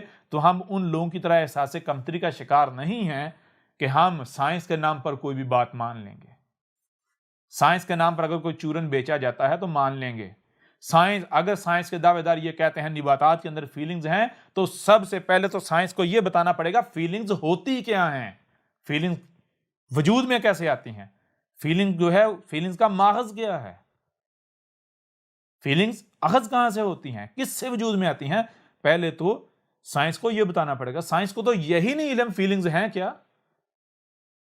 سائنس کو جب یہی نہیں علم فیلنگز ہیں کیا، فیلنگز وجود میں کس سے آتی ہیں، تو سائنس خاک دعویٰ کرے گی کہ نباتات کے اندر فیلنگز ہوتی ہیں؟ حق دعویٰ کرے گی؟ تو یوں اس بنیاد پر یہ جو تم لوگوں کی یہ جو دلیل تھی کہ سانس لینے سے جرمز اندر جاتے ہیں، تو سانس لینے جو جرمز جاتے ہیں وہ جرم باڈی کی نیڈ نہیں ہے، وہ اندر جا کے فساد کرتے ہیں. ٹھیک ہے، تمہاری باڈی کو بطور رزق، بطور خوراک، بطور غذا کسی ایک بھی چھوٹی سے چھوٹی بھی لیونگ تھنگ کی ضرورت نہیں ہے. ٹھیک ہے، اسے عناصر کی کیمیکلز کی ضرورت ہوتی ہے. وہ کیمیکلز، وہ عناصر جب باڈی میں جاتے ہیں، باڈی ان کو پروسیس کر کے جان میں کنورٹ ہوتی ہے. ٹھیک ہے نا؟ یہ تم الو کن کو بنا رہے ہو؟ یہ تم الو بنا سکتے ہو اپنے جیسے الوؤں کو. ٹھیک ہے، جن کو روشنی اچھی نہیں لگتی، جو روشنی سے ڈرتے ہیں، جو رہنا ہی اندھیرے میں چاہتے ہیں، جو روشنی کو دیکھ کر جن کی آنکھیں چندیا جاتی ہیں، ان کو تم بیوقوف بنا سکتے ہو. ڈاکٹر نالائق، اگر تجھ میں اتنی ہمت ہے تو آ ذرا احمد عیسیٰ کو غلط ثابت کر. نہیں کر سکتا. یوں اس بنیاد پر، اس پہلو سے بھی آپ کے اوپر یہ بات بالکل کھول کر واضح کر دی کہ کسی بھی صورت جاندار جو ہیں ان کا قربانی ہو یا بلی ہو، اس کے نام پر قتل نہیں کیا جا سکتا. صرف ان جانداروں کو قتل کیا جا سکتا ہے جو آپ کے لیے یا مخلوقات کے لیے نقصان کا باعث ہیں، ہلاکت کا باعث ہیں، اور وہ بھی ایسی صورت میں کہ جب ان سے ہلاکت کا اندیشہ ہو، ان سے خطرہ ہو. وہی براہ راست نہیں مارا جائے گا، بلکہ پہلے ان سے تحفظ کی کوشش کی جائے گی. اور اگر آپ کو لگتا ہے نہیں بھائی تو اس کی موجودگی میں تحفظ یقینی نہیں ہے، تو پھر جا کے آپ جان لے سکتے ہیں، ورنہ نہیں قتل کر سکتے. اور رزق کے نام پر یہ تو کسی بھی صورت اس کی اجازت نہیں ہے، سوائے ایک صورت کی، اور وہ کس کو اجازت ہے؟ وہ رب خود ہے. رب خود اپنے وجود کو استعمال کرے، اس کو حق حاصل ہے، ورنہ، اور وہ بھی بغیر حق نہیں کرتا، بالحق کرتا ہے. جیسے آپ کو پہلے بتایا کہ بڑے نقصان سے بچنے کے لیے اگر چھوٹا نقصان کرنا پڑتا ہے تو یہ بیوقوفی نہیں، عقل مندی ہوتی ہے. اسی کو عقل مندی کہتے ہیں. تو یوں اس پہلو سے بھی آپ کے اوپر یہ واضح کر دیا کہ یہ جو حج اور قربانی کے نام پر جو ہو رہا ہے، یہ گمراہیاں ہیں، یہ ضلال مبین ہیں، یہ ظلم عظیم ہے. ٹھیک ہے، اب آئیں واپس یہ جو حج کے نام پر جو کچھ کیا جا رہا ہے اس کی طرف. اور یہ جو حج ہے، اس کے اوپر یعنی جو الحج ہے کیا، جس کا ذکر اس قرآن کے اندر ہے، یہ ہے کیا، اس کو واضح کرنے سے پہلے جو حج کیا جا رہا ہے، حج کے نام پر جو کچھ کیا جا رہا ہے، اس کا دجل جو ہے وہ ایک اور پہلو سے آپ کے سامنے چیک کر کرتے ہیں. تو اس کے لیے دیکھیں، ہم جو بات کی ابتدا کریں گے، بات کی ابتدا ہم یہاں سے کریں گے کہ آپ کو سننے کے لیے کان دیے گئے، دیکھنے کے لیے آنکھیں دی گئیں. جو بھی سنائی اور دکھائی دے رہا ہے اسے سمجھنے کی صلاحیت دی گئی. تو یہ صلاحیتیں آپ کو کیوں دی گئی؟ ظاہر ہے یہ صلاحیتیں آپ کو اس لیے دی گئیں کہ جو بھی سنائی دے رہا ہے، جو بھی دکھائی دے رہا ہے، اسے سمجھیں. اس وقت تک کوئی بھی کام نہیں کرنا، کوئی بھی عمل نہیں کرنا جب تک کہ آپ سمجھ نہیں لیتے. ٹھیک ہے نا؟ تو جب آپ سمجھیں گے تو آپ کے اوپر واضح ہو جائے گا کہ کوئی بھی کام کیا جاتا ہے، کچھ بھی کیا جاتا ہے، تو اس کا کوئی نہ کوئی مقصد لازم ہوتا ہے. بغیر مقصد کے کچھ نہیں کیا جاتا. بغیر مقصد کے کچھ بھی نہیں کیا جاتا. مثال کے طور پر آپ کھانا کھاتے ہیں، کیا بغیر مقصد کے کھاتے ہیں؟ نہیں. مقصد کھانا کھانے کا بھی ہے. یہ پیٹ بھرنا ہے. پیٹ کیوں بھرنا ہے؟ مقصد ہے، اس کا بھی مقصد ہے. جسم کو جن عناصر کی ضرورت ہے وہ عناصر چاہیے، اس وجہ سے کھانا کھایا جاتا ہے. وہ عناصر کیوں چاہیے؟ اس کا بھی مقصد ہے. یعنی ہر کام کا، ہر شے کا کوئی نہ کوئی مقصد لازم ہوتا ہے. ٹھیک ہے جی. اب کوئی کام آپ کر رہے ہیں تو یہ دیکھنا ہے آپ نے کہ یہ ہم ٹھیک کر رہے ہیں یا غلط کر رہے ہیں، یہ حق ہے یا باطل ہے، تو اس کی پہچان کا آسان ترین فارمولہ آپ کے سامنے رکھتے ہیں، آسان ترین۔ آیا کہ جو آپ کر رہے ہیں، کام جو کر رہے ہیں وہ حق ہے یا پھر باطل ہے؟ کہیں ایسا تو نہیں کہ ہاں آپ جو ہے جو کام کر رہے ہیں، کام تو کر رہے ہیں لیکن جو کام کرنا ہے وہ نہیں ہو رہا، آپ غفلت میں پڑے ہوئے ہیں، دھوکے کا شکار ہیں۔ تو سب سے آسان ترین پہچان یہ ہے کہ کوئی بھی جو کام کیا جاتا ہے اس کا کوئی نہ کوئی مقصد ہوتا ہے، تو جب کام کیا جاتا ہے تو دیکھیں وہ مقصد پورا ہو رہا ہے، مقصد پورا ہوا یا نہیں۔ کام کرنے سے اگر تو مقصد پورا ہو رہا ہے، مقصد پورا ہوتا ہے، منزل حاصل ہوتی ہے، تو پھر جو کام کیا ہے وہ حق ہے، اور اگر منزل حاصل نہیں ہو رہی، مقصد پورا نہیں ہو رہا، تو پھر کیا ہے؟ پھر وہ حق نہیں، جو آپ کر رہے ہیں وہ باطل ہے، خواہ اسے آپ حق کا نام دے کر کیوں نہ کر رہے ہو، وہ آپ اپنی خواہشات کی اتباع میں کر رہے ہوں گے، حق نہیں ہوگا وہ۔ تو بات ہم کرتے ہیں حج پر۔ حج کا مقصد کیا ہے؟ یعنی حج، یہ جو حج کے نام پر کیا جا رہا ہے، حج کے نام پر جو کچھ کیا جا رہا ہے، آیا یہ حق ہے یا باطل؟ اس کو پہچاننا ہے تو اس کا انتہائی آسان طریقہ یہ ہے کہ حج کا مقصد جان لیا جائے کہ حج کا مقصد کیا ہے۔ جب مقصد ہمارے سامنے آئے گا، آپ کے سامنے آ جائے گا، تو پھر دیکھیں حج کرنے، جسے حج کہا جا رہا ہے، کیا یہ عمل کرنے سے وہ مقصد پورا ہو رہا ہے، مقصد حاصل ہو رہا ہے، وہ منزل مل رہی ہے؟ اگر تو وہ مقصد پورا ہو رہا ہے، منزل مل رہی ہے، تو بلا شک و شبہ یہی حج ہے۔ لیکن اگر منزل نہیں مل رہی، مقصد پورا نہیں ہو رہا، تو پھر یہ حج نہیں ہے، بلکہ یہ حج کے نام پر حج سے ہی جو الحج ہے اس سے غفلت ہے، یہ گمراہی ہے، یہ آپ دجل کا، آپ دھوکے کا شکار ہیں۔ ٹھیک ہے، پہلی بات ہو گئی ہے۔ دوسری بات، اگر آپ کو یہ جو آپ حج کے نام پر کر رہے ہیں، آپ کو اس کے بارے میں کتنا ہی یقین کیوں نہ ہو کہ یہ حق ہے، کتنا ہی یقین کیوں نہ ہو، لیکن اگر کہیں سے اس کے اوپر اعتراض اٹھ جائے، کوئی بھی اس پر کوئی سوال اٹھاتا ہے، کوئی اعتراض اٹھاتا ہے، تو آپ کے اوپر یہ فرض ہو جاتا ہے کہ آپ تحقیق کریں۔ ٹھیک ہے، کیونکہ اگر آپ سچے ہیں، آپ حق پر ہیں، تو تحقیق کرنے کے بعد نتیجہ حق ہی آئے گا۔ ٹھیک ہے، اگر تو جو آپ کے پاس پہلے سے ہے وہ حق ہے، تو وہی چیز سامنے آئے گی، کچھ ڈیفرنٹ نہیں آئے گی۔ ٹھیک ہے، اور جو اعتراض کرنے والا ہے وہ غلط ثابت ہو جائے گا، وہ لاجواب ہو جائے گا الٹا۔ وہ اعتراض اگر اس نے اٹھایا، کیوں اٹھایا؟ ہو سکتا ہے اسی وجہ سے، ظاہر بات اسی وجہ سے اعتراض اس نے اٹھایا کہ کوئی ایسی بات، کوئی ایسا پہلو جو اس سے چھپا رہ گیا، اس کی سمجھ میں نہیں آیا، عقل میں نہیں آیا، جس وجہ سے اس نے سمجھا یہ غلط ہے۔ اور آپ جب تحقیق کریں گے تو آپ اسے بتائیں گے بھائی، یعنی اسے پوچھیں گے بتا بھائی تو یہ جو نتیجہ اخذ کر رہا ہے، یہ جو اعتراض اٹھا رہا ہے، کس بنیاد پر اٹھا رہا ہے؟ جب وہ کہے گا اس بنیاد پر، تو آپ جب تحقیق کریں تو کہیں گے یہ دیکھ، یہ پہلو، یہ حصہ تجھ سے چھپا رہ گیا تھا، جس وجہ سے تو اصل نتیجے پر نہیں پہنچ پایا تھا، تیرے سامنے جو ہے اختلاف آیا تھا، یہ حقیقت یوں، وہ بھی لاجواب ہو جائے گا، اسے بھی اس کے سوال کا جواب مل جائے گا۔ اور اگر آپ حق پر ہیں تو حق کو تو کوئی فرق نہیں پڑے گا، وہ تو الٹا مزید جو آپ کو اطمینان حاصل ہو جائے گا، اختلاف کرنے والے کو بھی حق مل جائے گا، یا کم از کم اس کے اوپر حجت ہو جائے گی۔ ٹھیک ہے نا؟ تو یہ نہیں کیا جائے گا، اگر کہیں سے اعتراض اٹھایا جاتا ہے تو آپ کو نہیں جی تحقیق نہیں کرنی، تحقیق نہیں کرنی، نہیں، بالکل نہیں۔ آپ کو کانوں، آنکھوں کے ساتھ ساتھ جو سنائی اور دکھائی دیتا ہے، ان سے اس کو سمجھنے کی بھی صلاحیت دی گئی، اس لیے اگر کہیں سے بھی اعتراض اٹھایا جاتا ہے کسی بھی بات پر، کسی بھی شے پر، تو اس میں لازم تحقیق کی جائے گی۔ یہ صلاحیتیں آپ کو اس لیے دی گئی۔ لہٰذا آج دیکھیں دو چیزیں ہیں۔ سب سے پہلی بات یہ ہے کہ ہمیں دیکھنا یہ ہے کہ یہ جو حج کے نام پر کیا جا رہا ہے،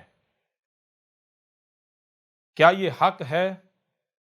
کیسے پتا چلے گا؟ حج کرنے کا مقصد کیا ہے، منزل کیا ہے؟ اگر تو مقصد و منزل مل رہی ہے یہ حج کرنے سے، حج کے نام پر جو کیا جا رہا ہے، پھر تو یہی حج ہے، یہ حق ہے۔ اور اگر منزل نہیں ملتی تو پھر یہ حق نہیں، یہ باطل ہے۔ تو پھر کیا کیا جائے گا؟ جو حق ہے اسے تلاش کیا جائے گا، اور حق کے اوپر عمل کیا جائے گا، جو حق ہے وہ کیا جائے گا۔ نہ کہ حج کے نام پر ہی حج سے غافل رہیں گے۔ اور دوسری چیز یہ ہے کہ اگر اس کے اوپر کوئی اعتراض اٹھایا جاتا ہے، کہیں سے بھی کوئی اس کے اوپر اعتراض اٹھایا جاتا ہے، کوئی سوال اٹھایا جاتا ہے، تو پھر بھی یہ حج کے نام پر جو کچھ کیا جا رہا ہے یہ کرنے سے پہلے تحقیق کی جائے گی اور اس اعتراض کو، اس سوال کو دور کیا جائے گا، اس سوال کو کالعدم کیا جائے گا۔ تو کیا آج اعتراض اٹھایا جا رہا ہے؟ تو اگر کوئی کہتا ہے نہیں اٹھایا گیا تو پھر آج احمد عیسیٰ اٹھا رہا ہے، اب آپ کے اوپر فرض ہو چکا، آپ تحقیق کریں۔ لہذا جب تحقیق کریں گے نتیجہ کیا سامنے آئے گا، ابھی آپ کے سامنے کھول کر رکھ دیتے ہیں۔ مثال کے طور پر ہم سب سے پہلے یہ جانتے ہیں کہ یہ جو حج ہے اس کا مقصد کیا ہے، تو آپ اپنے ملاٹوں سے پوچھیں، اپنی کتابیں اٹھا کے دیکھیں، حج کا مقصد کیا؟ الحج کا مقصد کیا ہے؟ مقصد ہے، منزل ہے عید الاضحیٰ۔ جیسے جو رمضان ہے، شہر رمضان، الصیام کا جو ایک مہینہ ہے، اس کا مقصد کیا ہے، اس کی منزل کیا ہے؟ عید الفطر۔ بالکل ایسے ہی جو الحج ہے، حج ہے، حج کا مقصد کیا ہے؟ حج کا مقصد، حج کی منزل، یعنی جس مقصد کو پانے کے لیے حج کیا جاتا ہے، جو الحج ہے، وہ منزل کیا ہے، وہ مقصد کیا ہے؟ وہ ہے عید الاضحیٰ۔ عید کسے کہتے ہیں؟ عید کہتے ہیں جہاں پہلے تھے وہاں آپ نہیں ہیں، دوبارہ واپس وہیں پر آ جانا،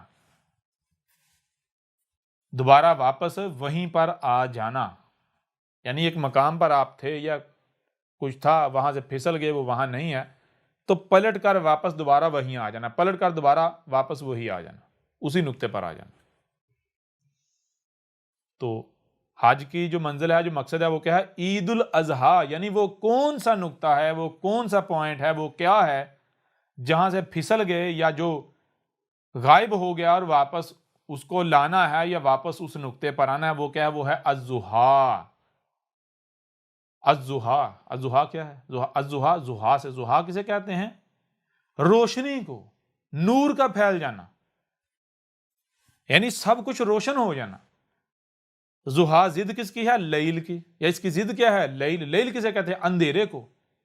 یعنی اندھیرا کسے کہتے ہیں؟ یعنی ہر شے کے اوپر جو ہے وہ کالک کا چھا جانا، یعنی ہر شے کی حقیقت کیا ہے؟ حقیقت چھپ جانا، جو شے اوپر چڑھ گئی وہ نظر آ رہی ہے۔ اور ضحیٰ، روشنی کا پھیل جانا، مطلب یہ ہے کہ ہر طرف حق کا پھیل جانا، حق ہی حق ہر طرف نظر آئے، جو رب کی طرف سے آنے والا نور ہے وہ پوری دنیا پر پھیل کر دوبارہ دنیا میں روشنی ہو جائے، دنیا دوبارہ حق سے منور ہو جائے، اللہ کے نور سے منور ہو جائے۔ تو عید الاضحیٰ، عید الاضحیٰ کا مطلب کیا ہے؟ مطلب یہ ہے کہ دیکھو، اس وقت رب واضح کرتا ہے کہ اس وقت دنیا میں ظلال مبین ہے، اس وقت دنیا میں لیل ہے، اللیل ہے، اندھیرا چھایا ہوا ہے، یعنی گمراہیوں نے پوری دنیا کو اپنے لپیٹ میں لیا ہوا ہے۔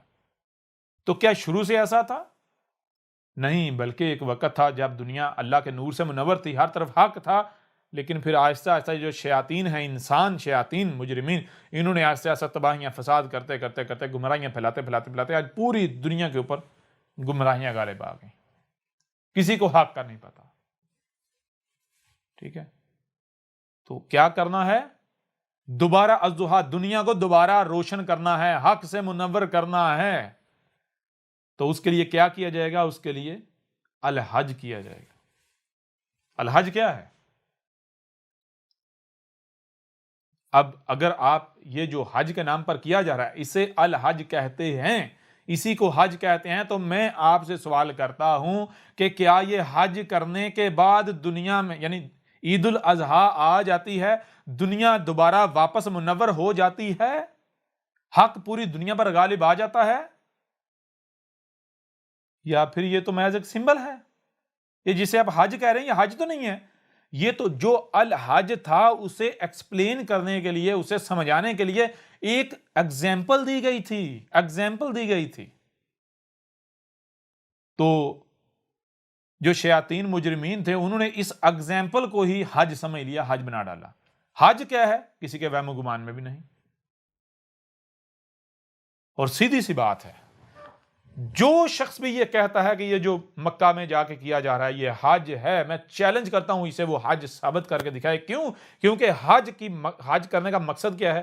حج کی منزل کیا ہے؟ عید الاضحیٰ، عید الاضحیٰ کیا ہے کہ دنیا کا دوبارہ ہر لحاظ سے منور ہو جانا، اللہ کے نور سے روشن ہو جانا، حق ہر طرف غالب آ جانا، اندھیرے چھٹ جانا، گمراہیاں ختم ہو جانا۔